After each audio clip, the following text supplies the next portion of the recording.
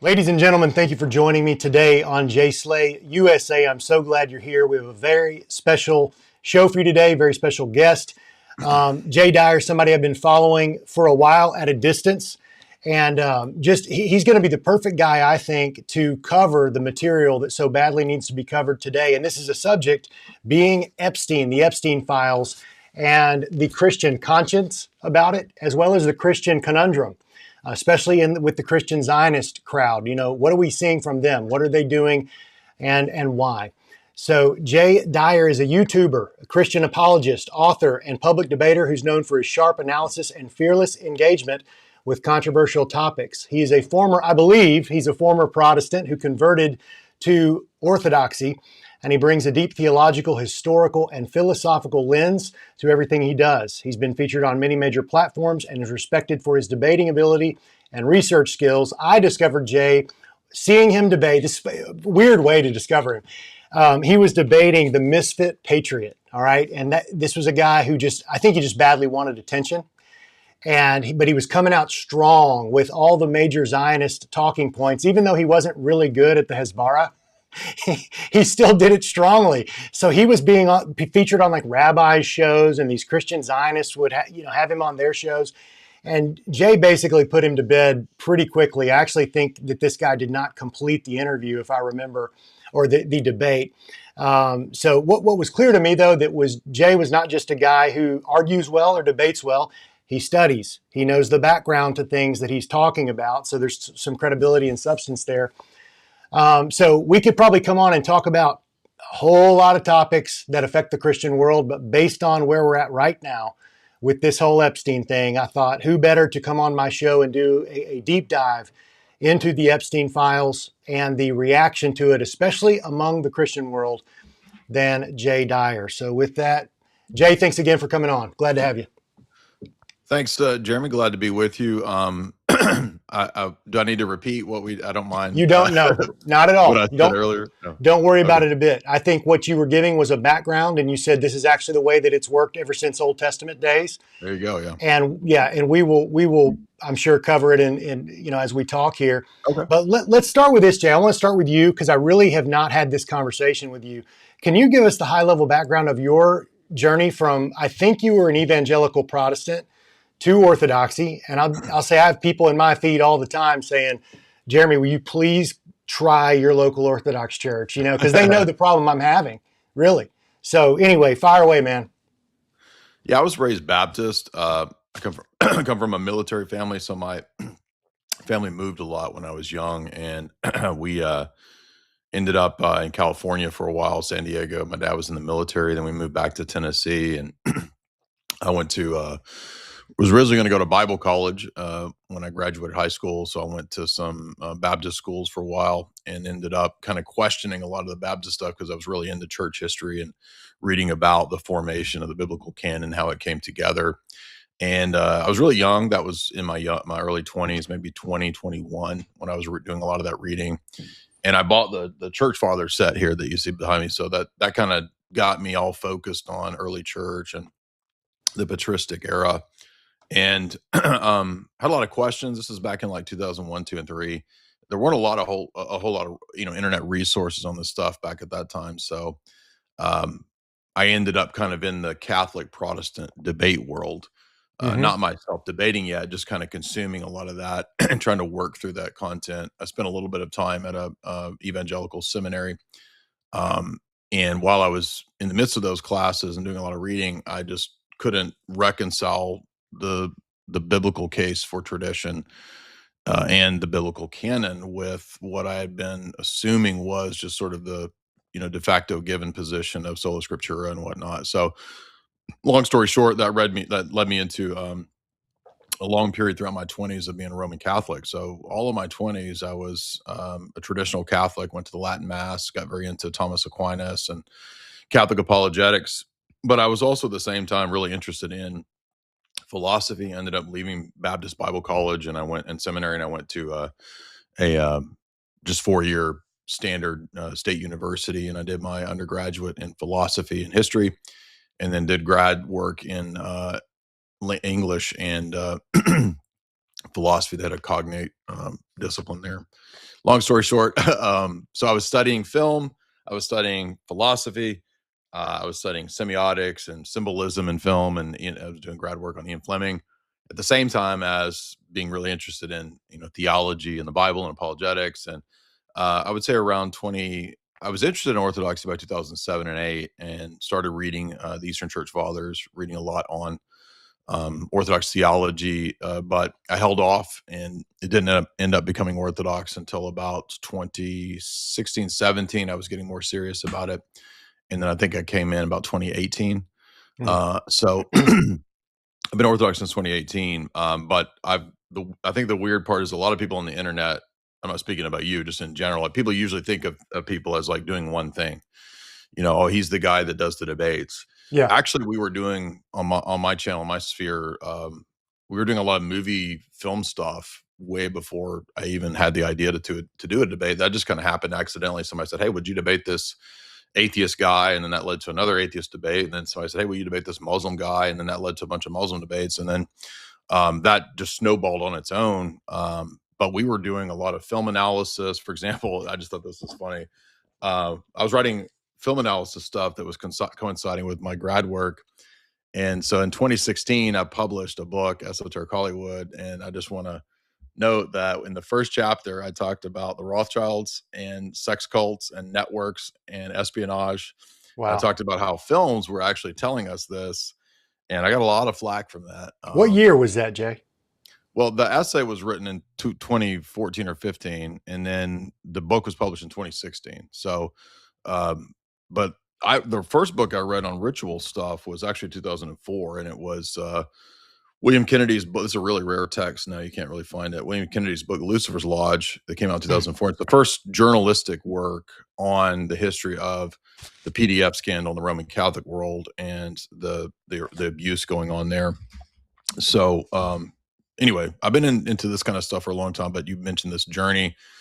For me, it wasn't just theological, it was also the geopolitical conspiracy world too. I kind of came out of the Christian Zionist stuff back even when I was a Protestant. So at Baptist Bible College, and then at the seminary I was at, I was under the influence of a lot of Calvinists and a lot of people like Greg Bonson.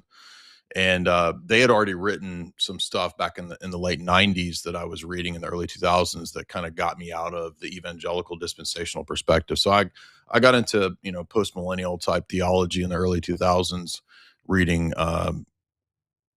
David Chilton and Bonson and Rushdoony and all those guys, Yeah. Ken Gentry.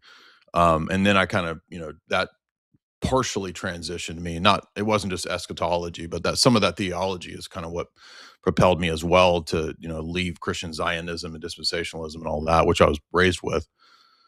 So, but I also was starting to realize that there's stuff going on in the geopolitical realm, which at that time I just thought it was conspiracy stuff. I was watching Alex Jones's stuff back in 2002 or three was the first time I saw some of his material, and he was talking about Skull and Bones and Bohemian Grove, and it's Hmm. like, what is this? And I remember heard about Anthony Sutton had a book on Skull and Bones, and I bought that book, and then I watched Alex's documentaries and got really heavy into the conspiracy world. And then I started realizing, I think I was in a unique position, and I'll shut up here in a second because I don't want to bore you, You're but fine. I was Yeah. in a unique position because I think a lot of people, when they get into this kind of stuff, they're getting into it through the internet, and as was I. But this was back in the early 2000s, and I was also studying this stuff, right? So I was taking philosophy classes, I was taking film classes, and I started noticing that there's a real parallel between what I was seeing in the conspiracy world on the internet and what I was seeing in movies. And I've Yeah. always been really into film, Yeah. and always been a film buff. And so, yeah, I just started focusing on the relationship between Hollywood and intelligence agencies, between cults and Hollywood and cults and intelligence agencies. And I just kept finding these overlaps, and certain books would come my way, and academic journals and things. And oh, yeah, of course, this director, this Hollywood person, they worked for the CIA, they worked for the OSS, they were, confidential informants. And you would find these details about A-list actors and producers and people that it's like, how come I never heard this? That this, person was a spy in real life. Yeah. Uh, and so that was its own rabbit hole and so forth. So anyway, long story short, I eventually put it into a book, and then that led to hosting for Alex for the last 6 years on most Fridays. So I've been able to do that. And then, so it's sort of like a bunch of separate things that we do, writing for Sam Hyde, doing comedy, that kind of stuff. But they all kind of overlap because, in the Yeah. internet world, all of these seemingly crazy areas, they all kind of like merge together in one infinite scrolling feed of insanity. So Yeah. anyway, yeah, that's how I got to where we are now. Debates, comedy, writing the books on movies, all that kind of stuff. Yeah. It's interesting. People that spend the years that it takes, and I would say I've spent years now researching. We all come at this from our own angles, but if there's one true story that is being told, and there's if there is objective truth, then when we detach from the stories we were told, which made sense to us when we weren't smart enough to ask the questions, okay? Then you detach, and then you feel like a girl called me this morning, and she's like, I feel like I'm in a dizzy bat race. I feel like I've detached from all these people that I thought, because she worked heavy. I'll tell you exactly what it was. She worked in the heavy pro-life industry with Lila Rose and did all these things with these various Catholic 501c3s. But these people won't touch Epstein. They won't touch, the genocide in Gaza, the amount of kids that have died over there. They won't touch it. And it's driving her insane. And she's like, I now don't know what to do. I don't know what to believe other than she's like, I believe in Jesus, but I feel so disoriented because all the leaders that I'm supposed to trust and respect have gone silent on the biggest issue of our times. And I was like, tell me about it, But what I was going to say is people detach, they get dizzy, then they start finding some of these threads that make sense, and it's a long process. But then eventually you come to a place where when you figure out what's going on and who's pulling the levers of power, it starts to make a whole lot of sense again. And so I just want to encourage the people watching, like, man, I'm confused. If you stick around and you really care about the truth, and you tell me, Jay, if you agree with this, if you really care and you are seeking God and seeking truth, you are going to come back to a firm foundation where life and the stories around us make coherent sense. That's what I believe. What do you think, Jay? Yeah, the existence of this extreme form of evil, in all capacities, pretty much everything that you could think of as the most evil. I mean, I think this kind of triggers a lot of people to also realize that, well, if there's this much evil, then there probably is a reality to the good. Yeah. And I don't mean that in some kind of weird Gnostic way. I'm just saying that I think that this is what happens to a lot of people. And I've seen so many comments of people saying, man, if this kind of evil stuff is real and this is what's going on, then there's got to be a God. There's got to be spiritual good and not just spiritual evil. So, Yeah. in regard to the Roman Catholic Church, that's a world that I was in for, about a decade, and I know it very well. It's been many years since I was in that world, but, since leaving and seeing it, I don't hate Catholics. I think because I do a lot of debates with Roman Catholics, people think that I hate them or I'm opposed to the people. More so the corruption is from the institution, from the top down. Yeah. And it's not just a matter of espionage and compromising the Vatican at a geopolitical level to promote UNESCO or Davos agenda. It's more than that. It's also a spiritual corruption. It's a networking infiltration that goes back to the Middle Ages, particularly in the 11th century when you had what's called the Gregorian reforms.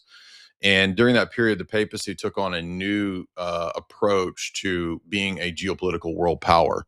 Prior to that, most of the churches, even though some of the patriarchates and the important bishoprics of the church in the first millennium, they had a lot of power, there were specific canons in Chalcedon and other ecumenical councils that forbade the church from taking on a civil state role. And what the Roman Church did after the formation of the papal states, et cetera, was to claim for itself more and more political power until eventually in the 11th century, you have documents like Dictatus Papae under Pope Gregory. And then you have later on Unum Sanctum under Pope Urban in the 1300s, 1382, I think. 11th century to 1382, you get this rise in the papacy again, just focusing more so on geopolitical stuff, standing armies. If you're not accepting what's called the temporal supremacy of the Roman bishop, then you're no longer able to be saved. And I think that was a key moment for the departure from the Orthodox perspective. That's that century of 1100s to the 1300s. That's really the key point when Rome deviated from what the church of the first 1,000 years, East and West, agreed upon. So When that you kind of, say that, am I understanding this correctly? You're saying that was the moment where the Vatican said basically the Pope's word is equivalent to God's word. yeah, Dictatus Papae has this phrase in it, which now is admitted even by the Vatican to be a forgery, even though it's still in some of their canon law.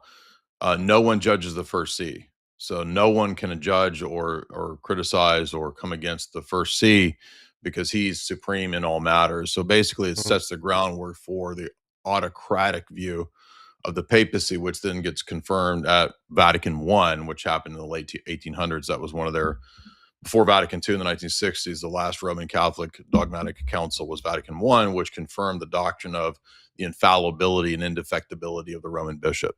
So, yes, eventually that culminates, you could say, in that perspective. And then all of that sets the stage for Vatican II in the 1960s, which ironically, there was I think his name was Gregory Baum, was the author of the document called Nostra Aetate, which is the decree on ecumenism that's part of the Vatican II documents. And it specifically states that Roman Catholics, Muslims, Jews, even Hindus, we all kind of worship the same God. And we can now have these sort of ecumenical gatherings and practices where we pray together because it's all the same generic deity. That was at once a spiritual and a geopolitical maneuvering to turn the Roman Catholic Church into into a form of soft power. So it's extending the American attitude during the Cold War. This is a declassified document called the Doctrinal Warfare Program. C.D. Jackson was one of the people that had that up, and they recruited John Courtney Murray to be kind of their representative and their attaché. So Gregory Baum, who wrote Nostra Aetate, which completely changed the Roman Catholic Church's perspective on the Jews, which previously they had a very negative sort of antithesis position to Judaism, rabbinic Judaism.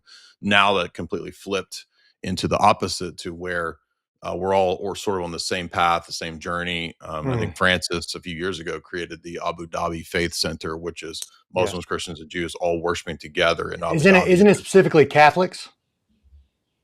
What's that? Isn't it specifically Catholics though? Like Muslims, Catholics, and Jews?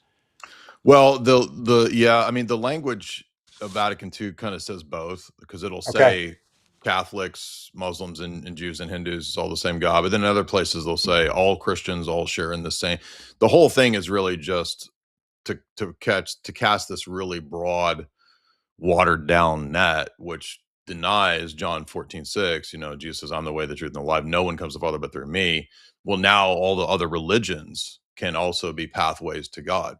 In fact, Francis even said this a few years ago. I clipped it, got a lot of views on that clip before he passed away. He was reaffirming that what Vatican II means is that you can be saved in any religion, right? Mm, And this is again a denial of the fundamentals of Christian theology and the tradition of the church. So even I mean, nobody in the first 1,000 years of Christianity taught anything like that. So these are really clear indicators of just specifically where the Roman Catholic Church went off. But separate from that, the reason I'm bringing in people like Gregory Baum is that he was explicitly working at the behest of Jewish interests to change the Roman Catholic Church's attitude and make it more of an ecumenist approach, a syncretist type of approach. yeah. And that's why you see the Roman Catholic Church being so different than it was even in the 1940s and 50s. It's almost night and day.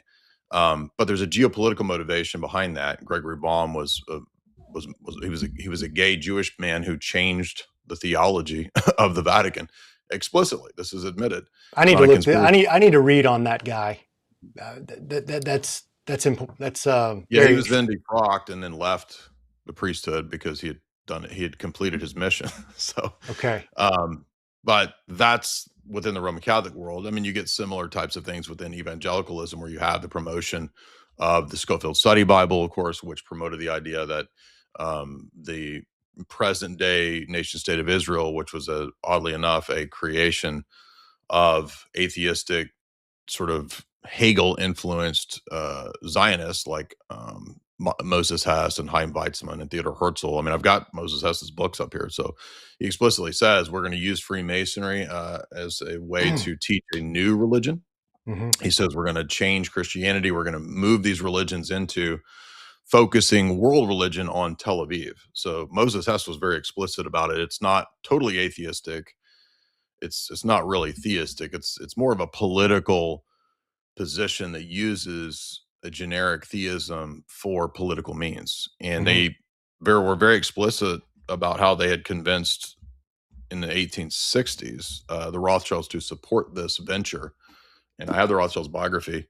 And in the biography, they talk about going in and sort of buying up the Holy Land and places and sites in the Holy Land from the Turkish sultans who had previously had control of that area. Now, people will say, well, political Zionism doesn't come on the scene until, the early 1900s.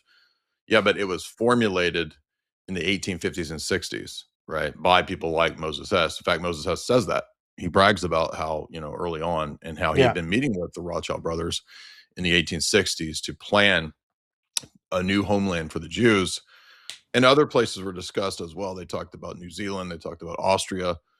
They talked about other places to create a homeland, but it was ultimately at the behest of the Rothschilds, who brag about the Balfour Declaration being one of the ways which prepared the way for the eventual 1948, recognition of the nation state of Israel, which only happened because of World War II. So it's interesting that even Tiny Mustache Man fits into that as a justification for the nation state of Israel. And all the evangelicals in America are duped then into thinking that that's a fulfillment of prophecy. We got to support the atheist, socialist, kibbutz nation state of Israel. It's a fulfillment of prophecy.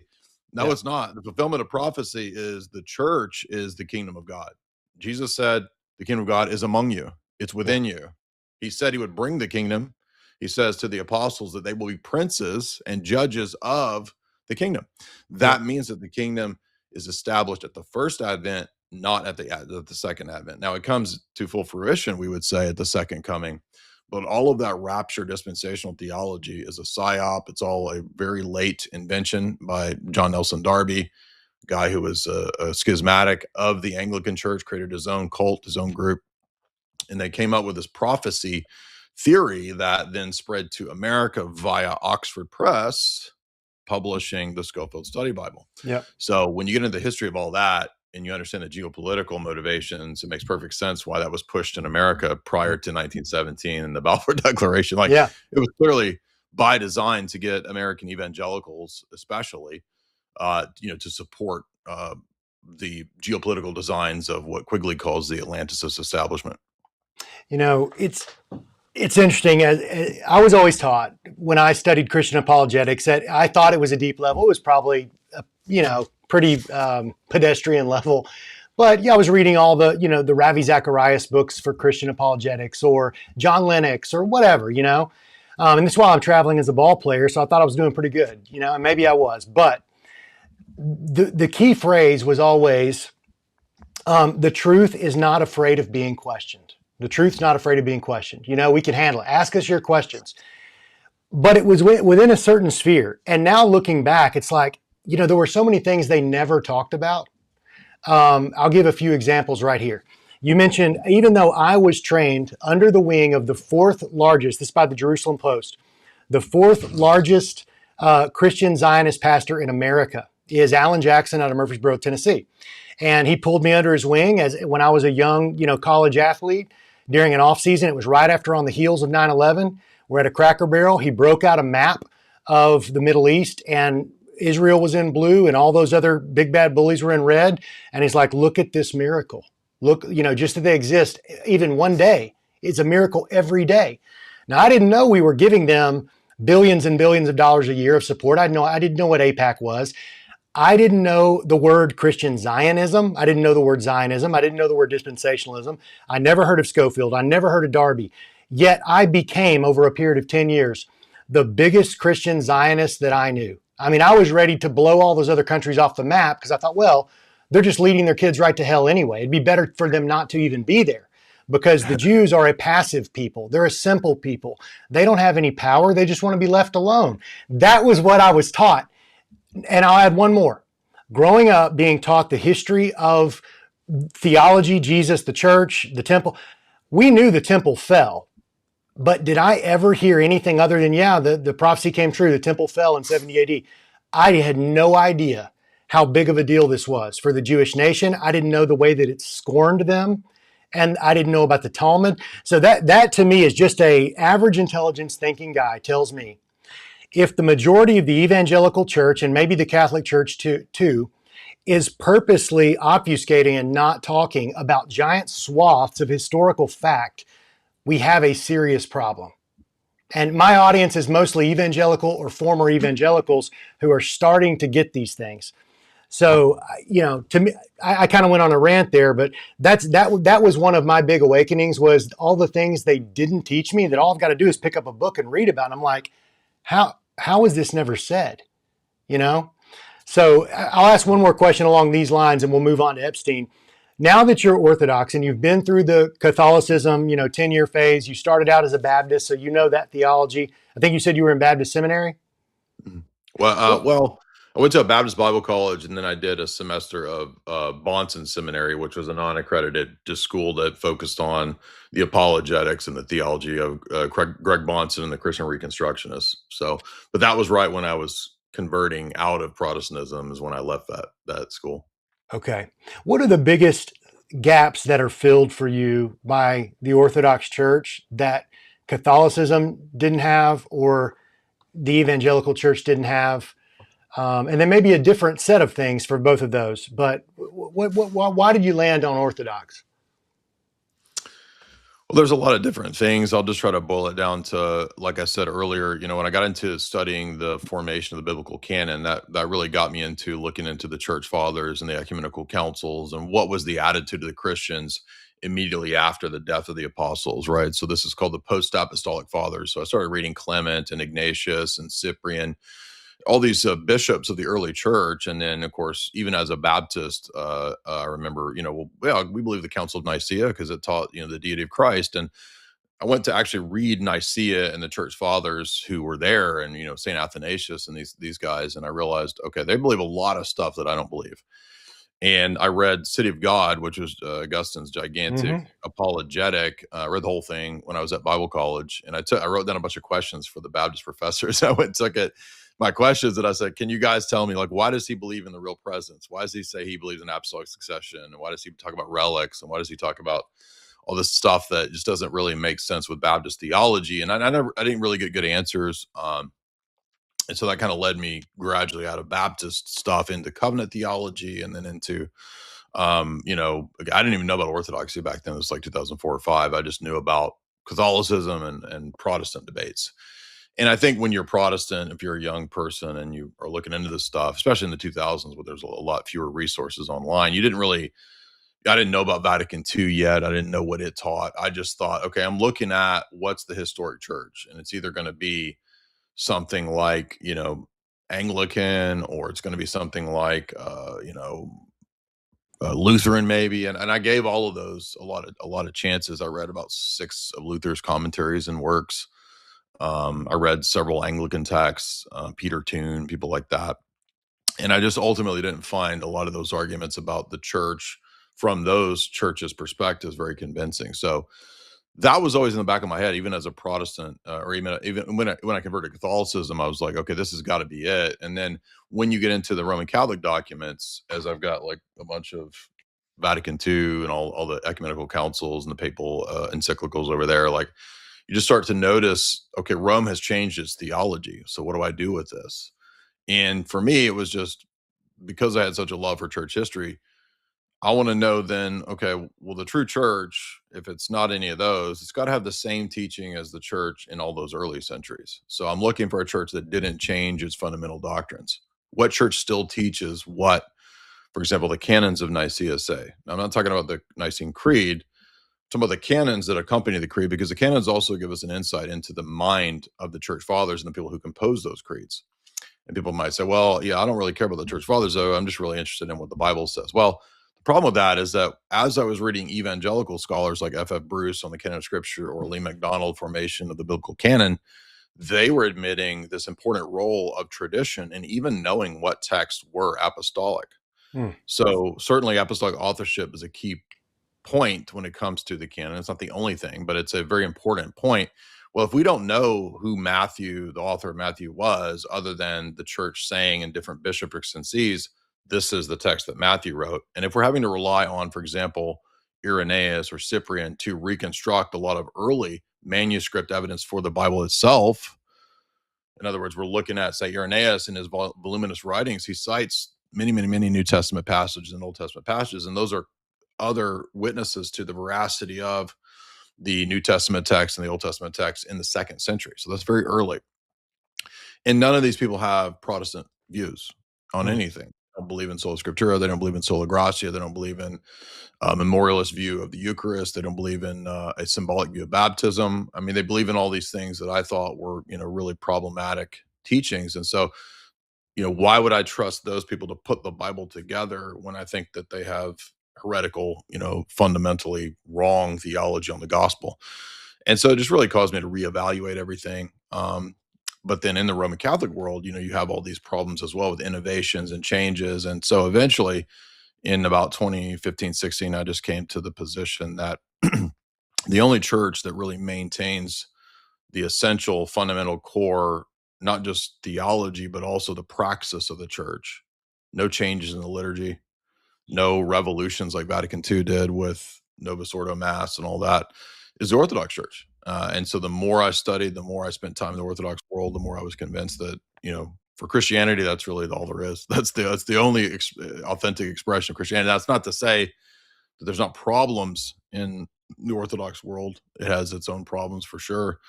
But I really felt like there was no more fundamental systemic level problems and contradictions like I had in the Protestant world and in the Roman Catholic world. So that was the long story as to why I ended up there.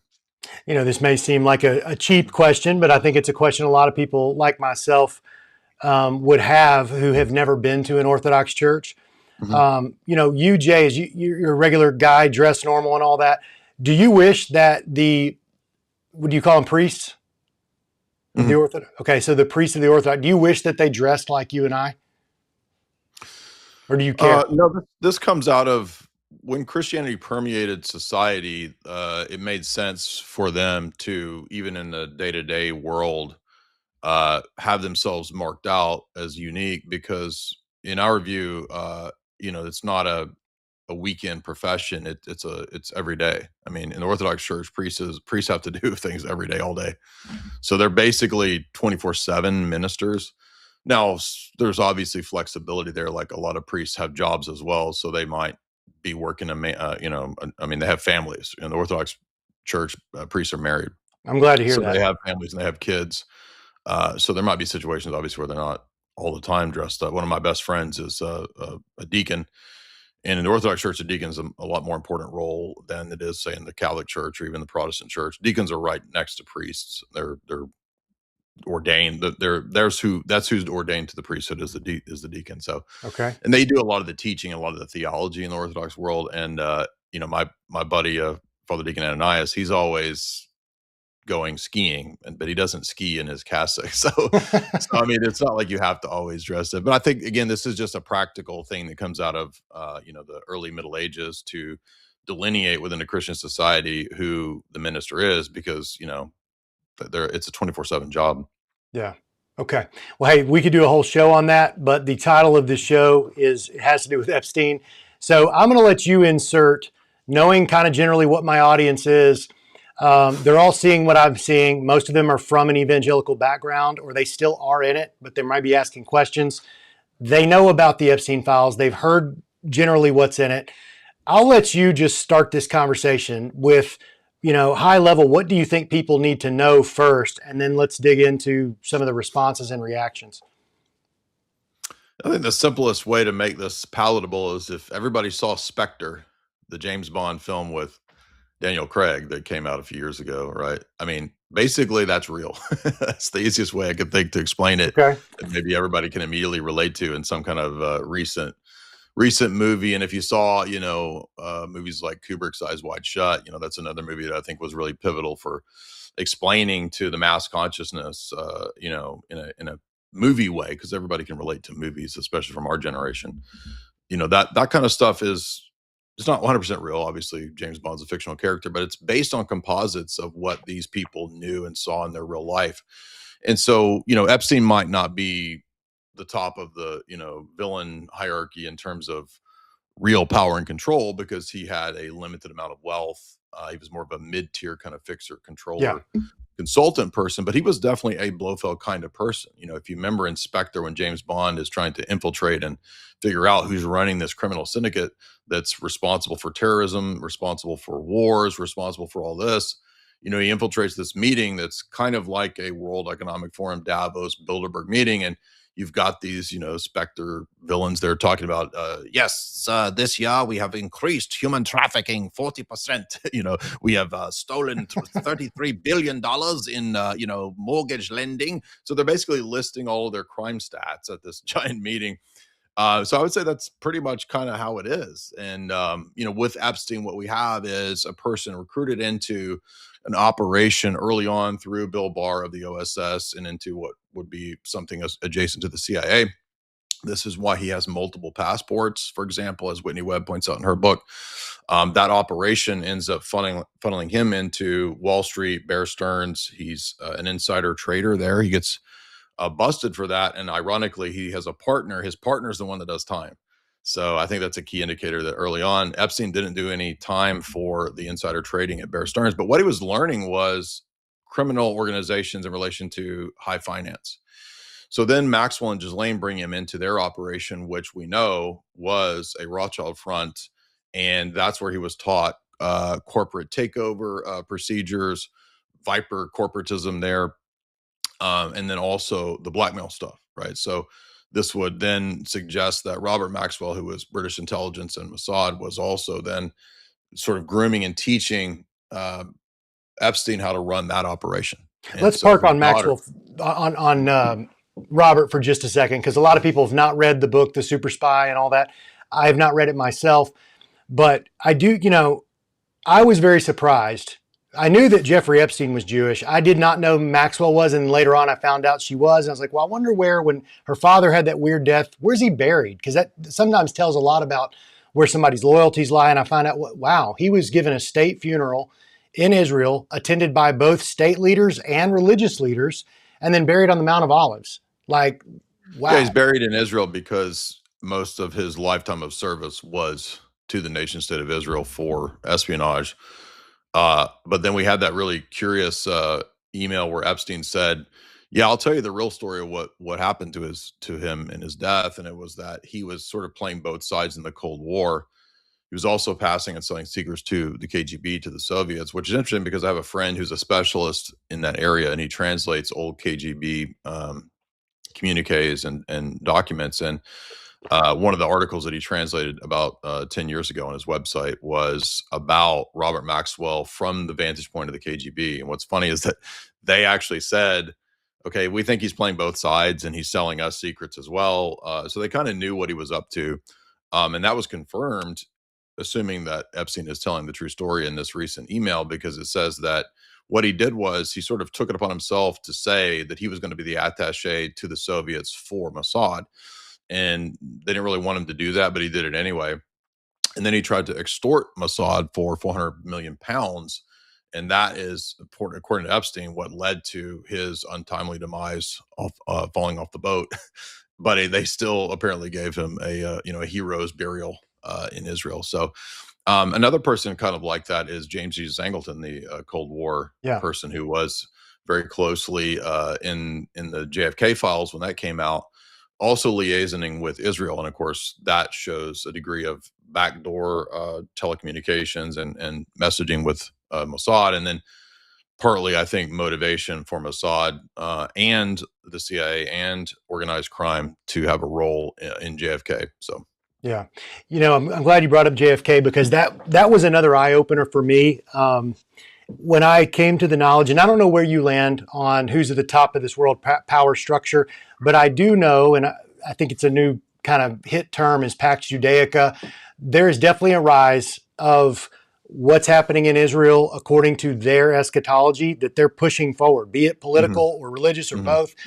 It's happening, okay, and everything that springs forth from that. Where was I going with that? Oh, regarding JFK though. So you got that going on. You've got JFK back in the late 50s and 60s. doing, he's writing angry letters with David Ben-Gurion. He's not letting them do what they want with their nuclear testing. He's not wanting to give what was previously known before AIPAC. It was just Israeli intelligence. I knew all that stuff already. All right. And then they redacted, I think, most of it. Of course, it's, 50, 60 years later, so people don't care quite as much. But what shocked me was this. Most of the redactions that had been, the unredactions that had been redacted for decades had to do with anything to do with Jewish intelligence, Israeli intelligence. There was a whole line about, we've got the Jewish money now, like all this stuff that would be highly embarrassing to Christian Zionists and their platforms.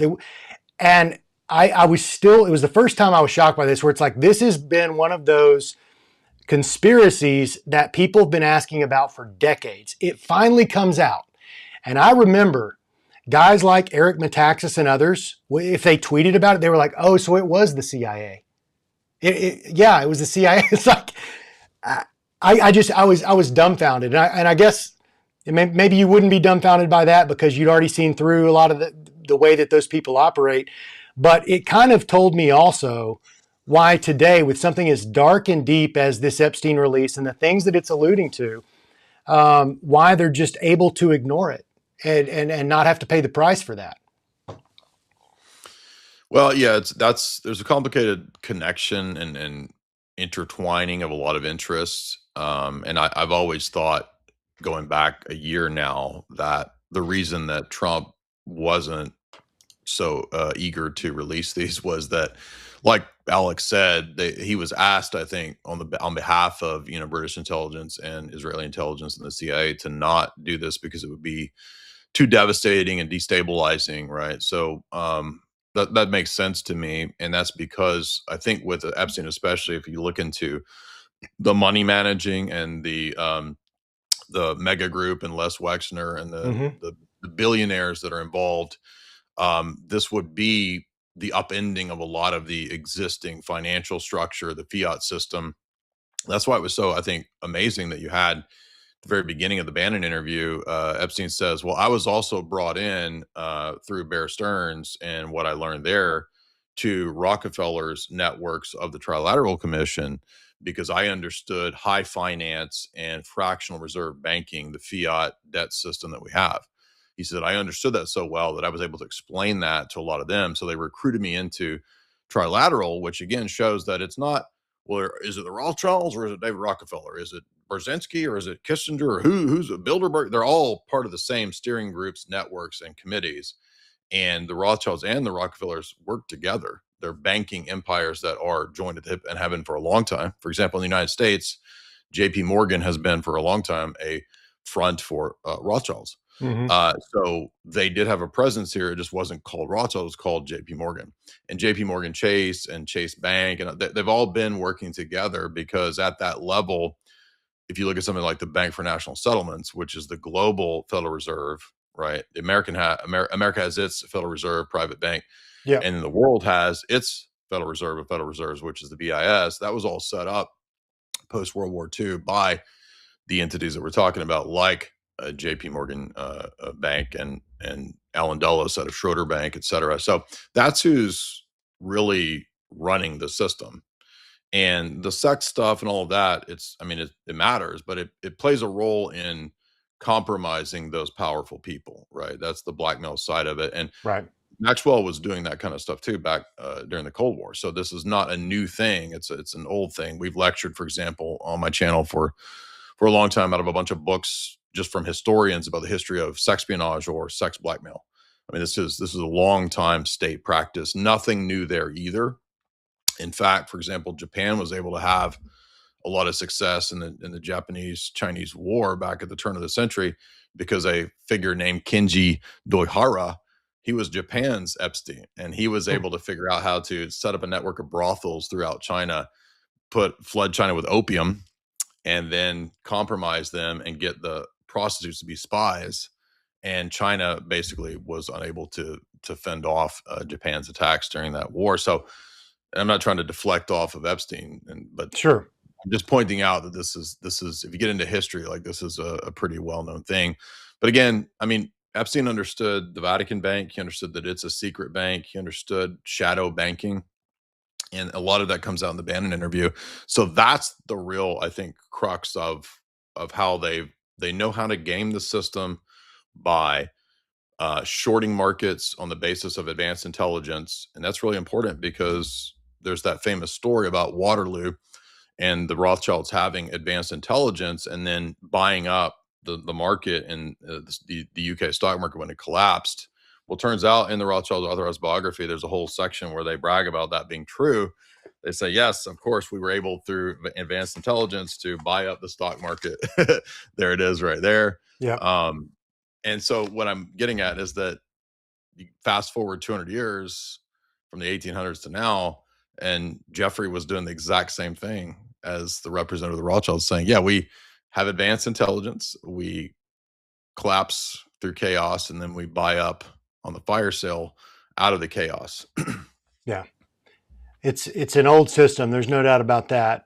I wish I had the different emails in front of me. I'd like to get your take on what should people believe, because anybody can say, oh my gosh, there's emails about satanic torture rituals, child murder. I mean, the worst things, like you just think it in your mind of how horrible it could be. And I don't want to say it because I don't want to get kicked off of YouTube, but bad stuff with small children.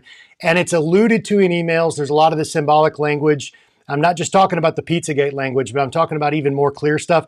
There's also a hatred of Christianity. There's making fun of little girls that are saying, I knew Jesus would be with me, and stuff like that. That's just like really dark and can lead people into, well, if they believe in the evil that much, there must be a God. Then Jesus must be real, My question in all that, Jay, is this: what do you believe people should believe about this when they read the emails about the really dark stuff? What is true? What is not? And how do you know? Yeah, the ones that have been fake, I think, are pretty obviously fake, common sense wise. Some of those clipped together AI pictures of Trump with little kids, and I'm not just trying to defend Trump just to defend Trump, but I mean that was obviously fake. The email between Epstein and Maxwell about creating Bitcoin was obviously fake. It had two different twos up at the top, so that was obviously a fake email. The other thing too is let me that clarify my question. I'm not talking about, I shouldn't have said fake or real. I meant, what is a joke where they're, haha, like to them it's really dark, but it's locker room humor to them, versus, no, they're really engaging in this stuff. yeah, good question. I mean, some of that is a little hard to decipher. Like, that's why I put a tweet up today asking the question, like when he says the thing about shrimp and you cut the head off and you keep the body, like, I mean, is he talking about seafood or is he talking about something else? Mm-hmm. Some of them are ambiguous. It's hard to say, but I would say that given the multitude of references, it's really odd that they would be so obsessed with beef jerky, pizza, and these weird sort of code words, um, and the fact that they're redacted. Why would you redact a bunch of things and names if they're just talking about junk food and seafood? True. So I think that's very suspect, and probably is the case because if you think about it, if you read C.S. Lewis's Space Trilogy, the third volume, it has this scientific institute called NICE, which is supposed to be funny because they're like a satanic scientific, entity, like the Tavistock Institute, basically. And one of the things they do is that when they recruit people into NICE, and C.S. Lewis is writing about a demonic international control structure in that book, the aliens are actually demons. Yeah, at NICE, they have a ritual where you're initiated, but you have to degrade yourself and you have to do the most degrading things to join because then they know that you've made your bones, like in the mafia, right? So they have the dirt on you. So you're never going to rat them out because you've done the worst imaginable thing. And I think that that's what's going on here is that for those people, it is kind of a satanic joke. Hard to know exactly how many of them took Satanism seriously, but you don't have to take theistic Satanism seriously to be under the control of Satan. I mean, you can be an True. atheist and you can be an atheist to me engaging in this. I mean, some of the emails between biologists and people like that talking about how you can, do worse things with kids. I'll just leave it at that. Like that suggests, that these people are. I mean, you can be an atheist and be completely degraded. Yeah. There were two Christians who are well known who were mad at me for things that I was saying, tying Epstein to the Talmud or to Israel or Judaism or whatever. And both of them, the route they took was to say, well, he worked for Arab nations as well, and there's just as much evidence that he was being funded also by, I think one mentioned Qatar. It's like I've read, I've never met an Arab or heard of an imam that uses goyim as a phrase in like multiple emails. I've never seen anybody of any other faith have the prime minister come, like the Israeli prime minister, come visit a whole bunch and talk about it's the Jews versus the world. Presently, Jews are winning.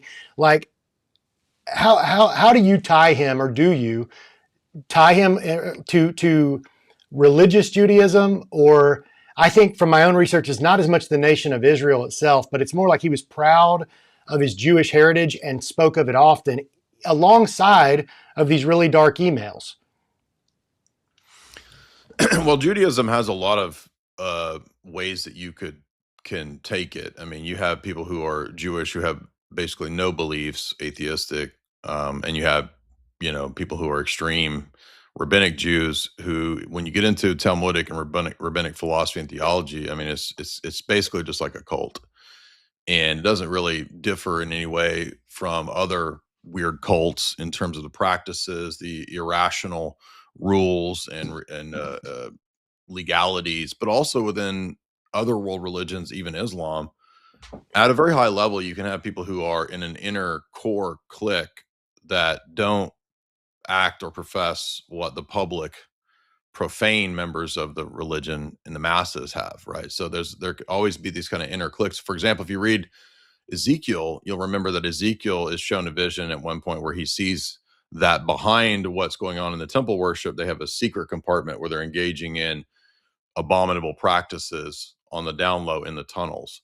So there has always been this tradition, I think, within any religion, and that includes Talmudic Judaism too, to have an inner secret approach and a secret religion that practices all kinds of who knows what.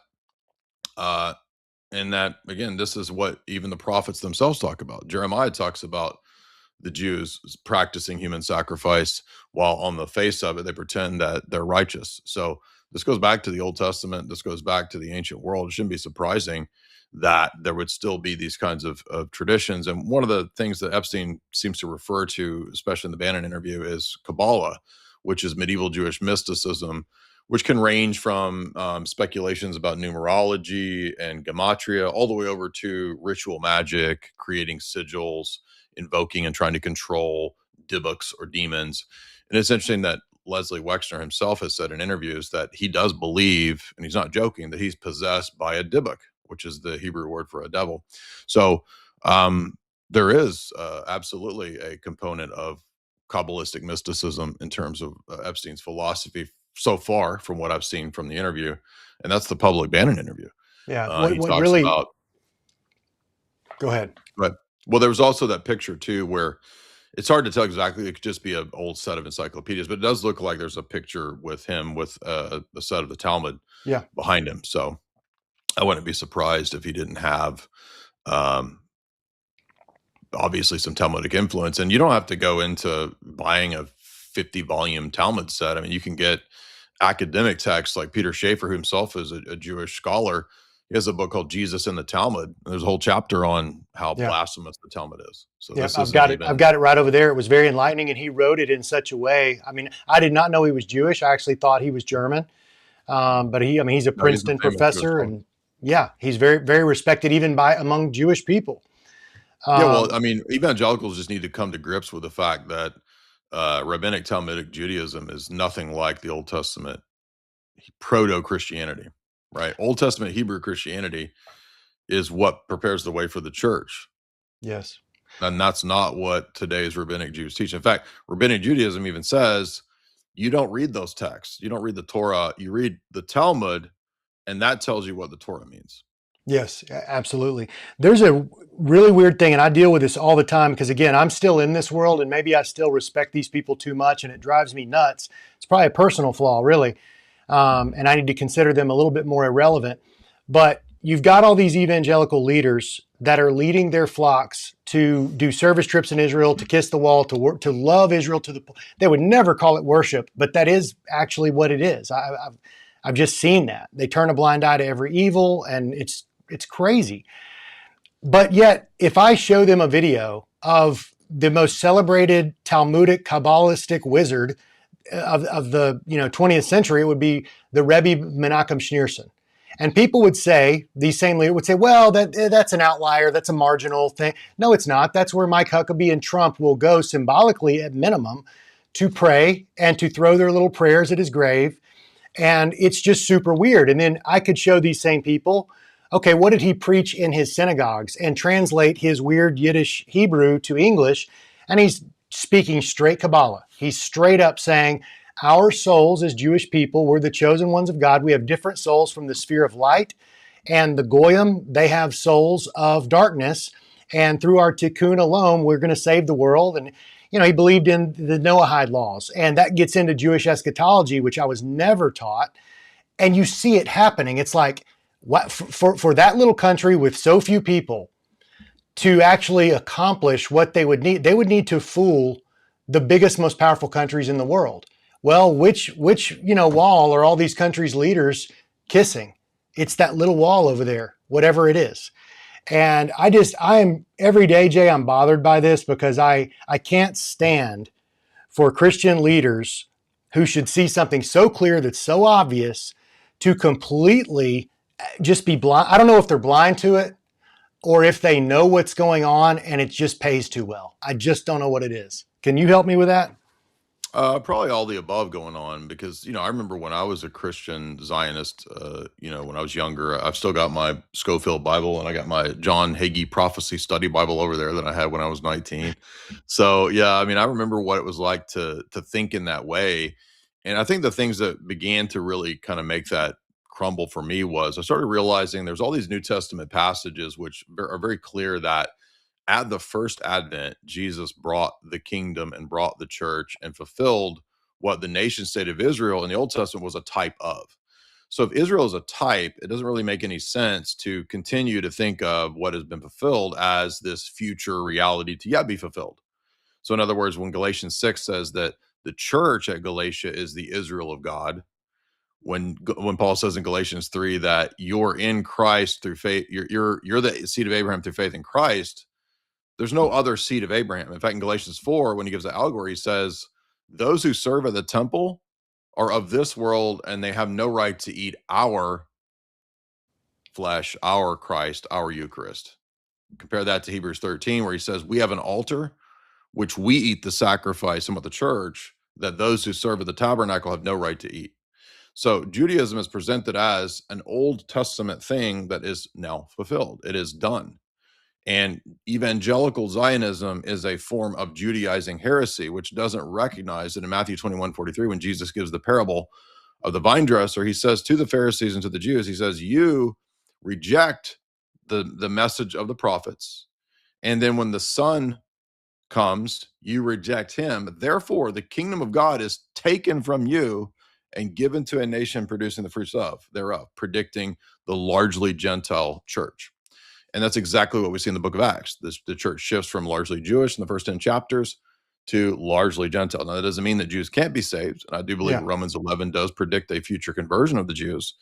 But Judaism as such, or the nation of Israel as such, is not what those texts are talking about. The church is Israel. Where would your eschatology as an Orthodox person land today? Generally, 10,000 foot level. You don't have to get into every nuance. There's for Orthodox Christianity, premillennialism is condemned by the Second Ecumenical Council. So you cannot be a Chiliast. You can't believe in a literal 1,000 years because the 1,000 years is equated to the kingdom and to the church. And so if Jesus brought that at his first advent, no Orthodox Christian can affirm any kind of millennialism. in a literal sense. So post-millennial or amillennial would be the norm amongst every church father and everybody for the first 1,000 years of Christianity. Would you hold to post or amillennialism? I tend to favor a post-millennial view, but I'm not hard set on that. I think there's flexibility there. Yeah, I would favor it too, just because it's the winning. I like to, Exactly. as an athlete, man. Like I hate, fighting for something. I remember going to a Charlie Kirk event where I was a donor back in the day when I first kicked all this off. So I went down to Phoenix and I met with his teams and did the whole thing you do for a donor invite thing. And I remember reading his mantra for Turning Point, and it was going on the offensive to win the culture war for Christ. And I'm thinking, but Charlie Kirk's own premillennial dispensationalism says he's really going to lose this culture war and be raptured. And then it's going to get really awful. And then Jesus is going to come back at the end of that and, save the day, which is great.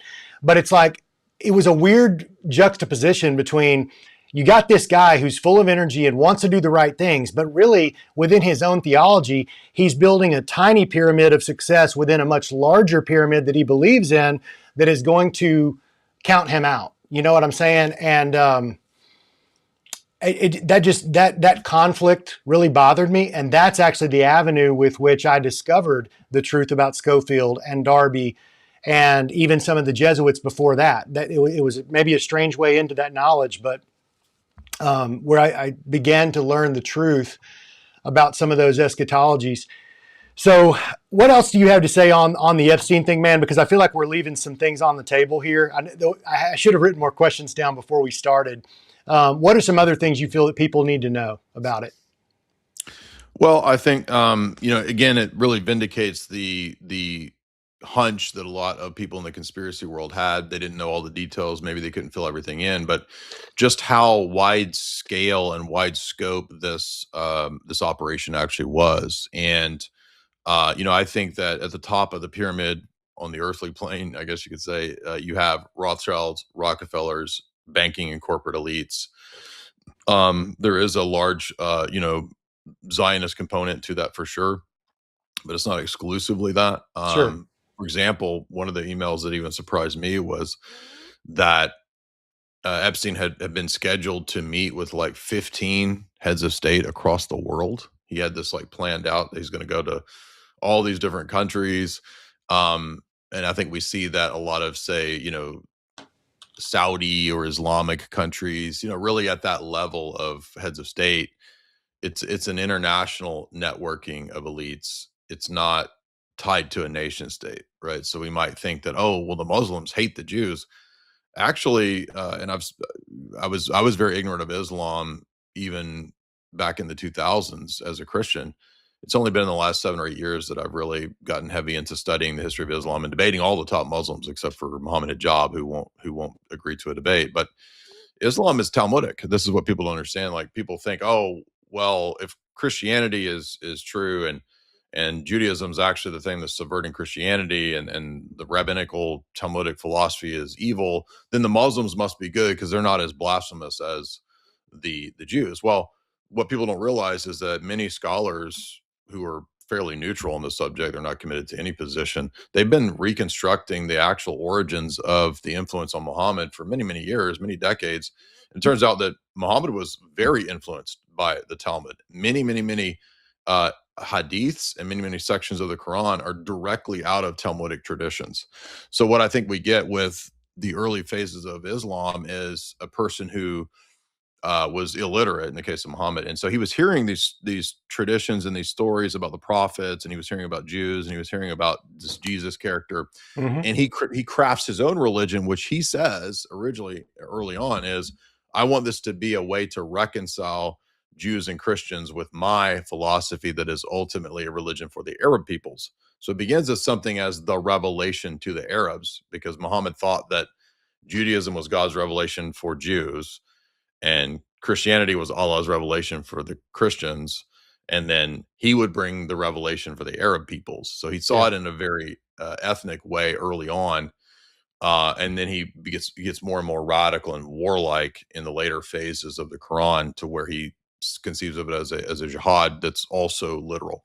So I think we have to be very careful, because I see a lot of evangelicals, and I'm a big fan of Tucker. Tucker's had me on his show. I did a whole segment with him, and I like Tucker, but I think he's also kind of leaning into this position that the Hodge twins and others are thinking, well, hey, maybe Islam's not that bad. Maybe they're actually on our side. No, it's not true at all. They're absolutely anti Christ when you get into the real meat and potatoes of what Islam teaches. And in fact, Muslims, many people have said this, and even rabbis say Islam is the broom of Judaism.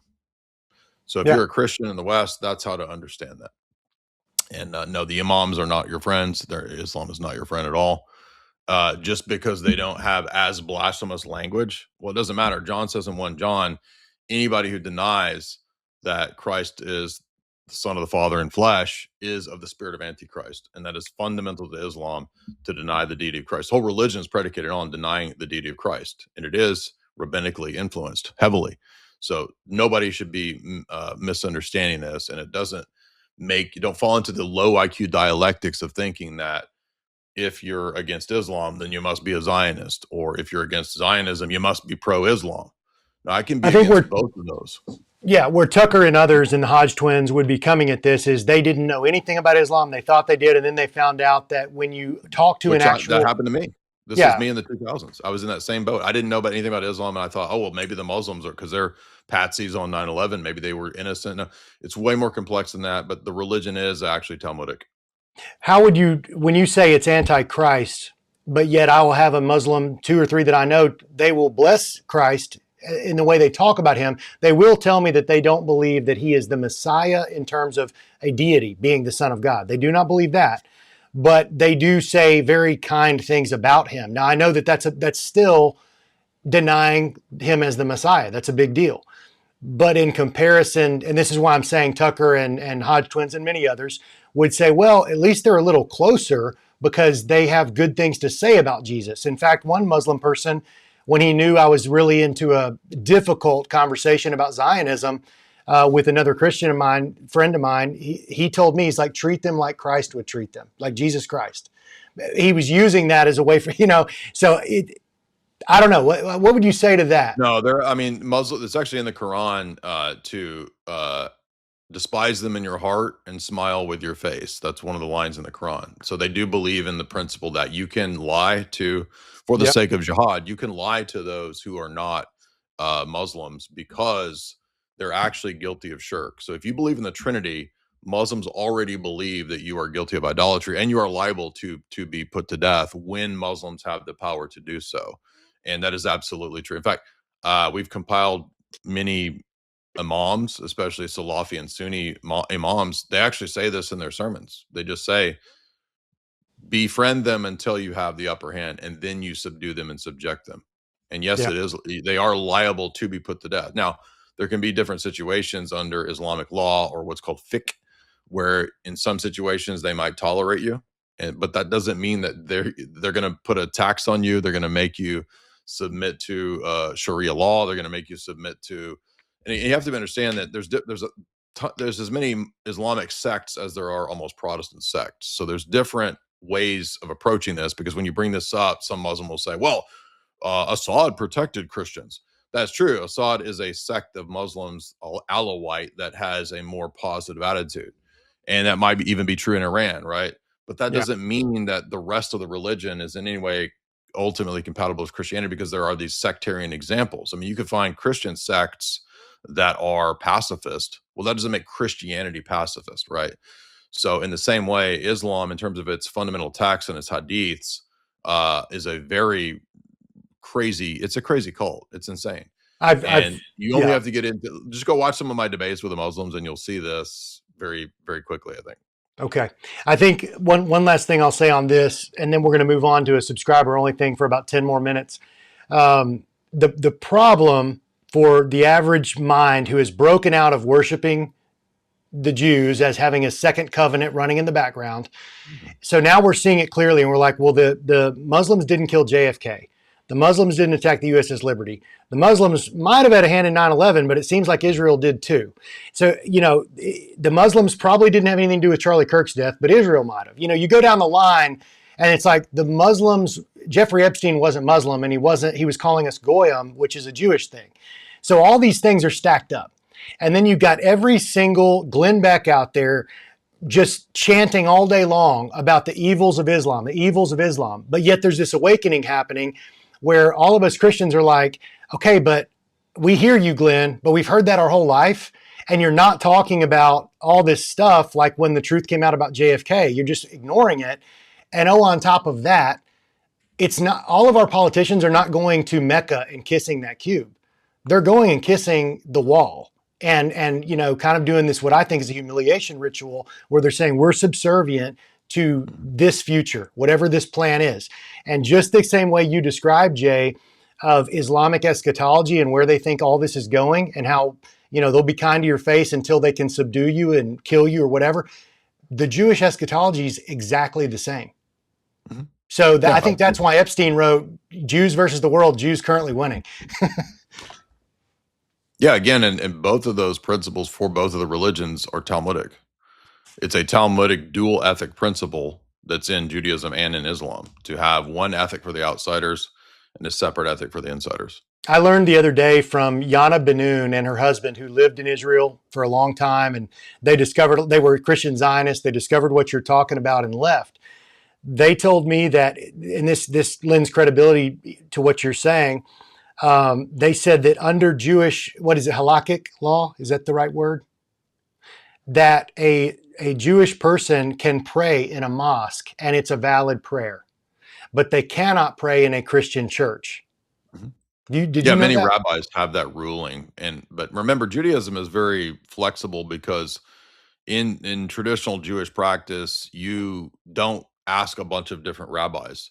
You just ask your rabbi, and in their system, typically, God is giving you your answer through whatever rabbi that you ask. So you don't like go fact check a bunch of rabbis to find the true rabbinic position. So you can have a Judaism again that's atheistic or that's Haredi or it's all over the place.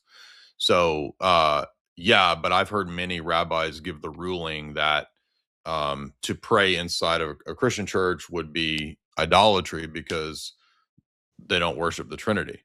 But Right. because Muslims worship the one God, it's not idolatry. Yeah. Okay. That makes sense. Well, to everyone watching on Substack, keep watching. To everyone else, come on over to jslayusa.com and you can watch this full feature with Jay Dyer. What is your take on Trump's involvement with Epstein? What you've seen of his name in the files? What just in general, I'll lay it out there. What's your opening take on that?